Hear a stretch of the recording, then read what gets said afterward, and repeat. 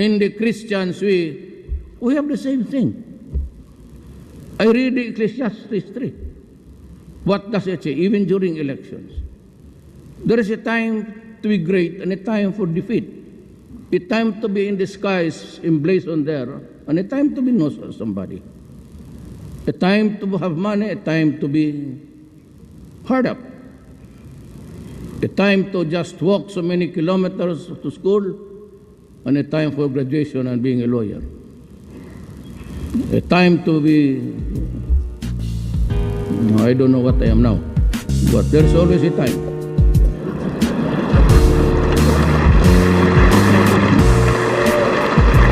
Ganon yan eh.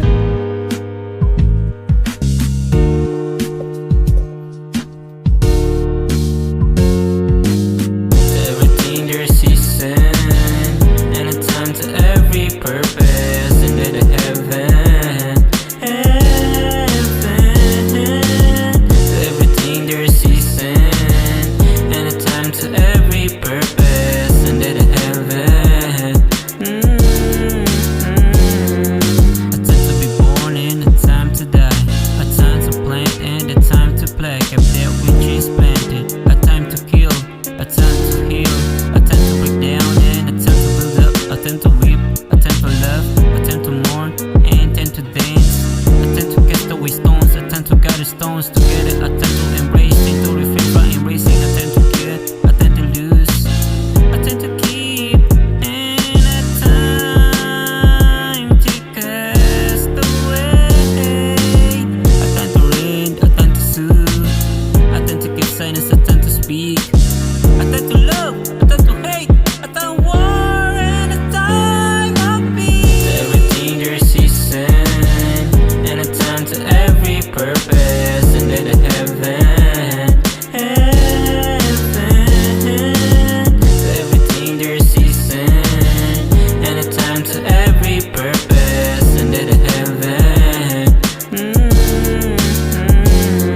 Kaya pala minsan nakakaramdam tayo ng buot upang maintindihan natin paano magmahalan. May mga problema at tanong para makalagay tayo ng solusyon at kasagutan. Kailan pa ba na may digmaan para maunawaan natin kung ano ang kapayapaan? Makaramdam ng paging alipin ng ating malaman ang natamo naging kalayaan. Papunta sitwasyon ng kadiliman nang sa kayo'y matutong humanap ng kaliwanagan. May pangyayari sa buhay na parang may mali, kaya natutunan natin gumawa ng tama. Huwag mawala ng pag-asa, tayo na sa proseso ng pagbabago ng ating pagkatao.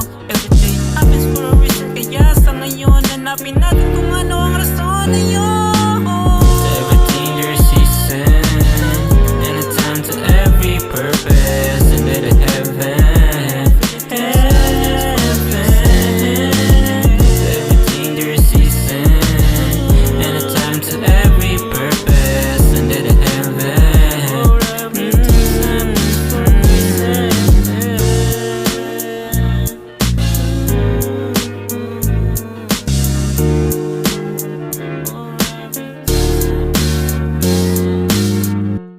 The Bible says, there is a time to be great.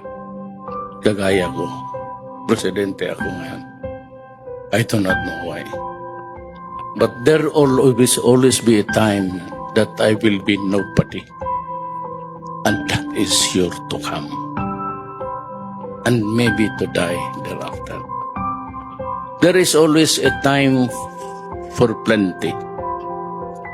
But there is always a time for want.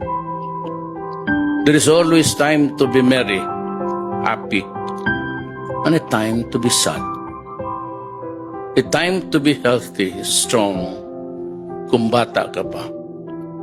But as sure as the sun will rise in the east, we will get old and get weak and sick. There's a time to feast, but it's time to want. A time to be spending, may pera ka, but sometimes may problema. And a time for war, and a time for peace. And a time to be born, and a time to die. So pag na-accept ninyo yung sinabi ko, my quote from the Bible, then alam ko na kaya na ninyo dalhin ang problema. Do not worry. Everybody will go. It's a matter of time. You may grieve. Go ahead. Cry. Because that is a part of the emotion when you live a life on this earth. Disappointment and lahat. Go ahead and cry. Huwag na yung pigilan.